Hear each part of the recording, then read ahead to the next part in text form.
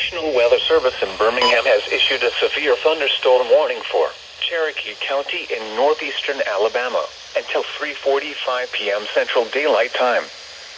At 2:55 p.m. Central Daylight Time, a severe thunderstorm was located over western Weiss Lake, or near center, moving east at 30 miles per hour.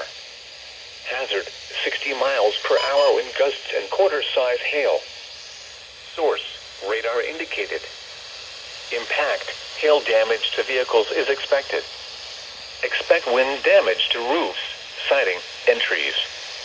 Locations impacted include Center, Cedar Bluff, Center Municipal Airport, Little River Canyon National Preserve, Forney, Galesville, Tenalla, Cornwall Furnace Park, Western Weiss Lake, Blanche, Eastern Weiss Lake, Moshat, Little River Falls, Coloma, Weiss Dam, Fullerton, New Moon, Yellow Creek Falls, Chestnut Bay Resort, and Broomtown. For your protection, move to an interior room on the lowest floor of a building.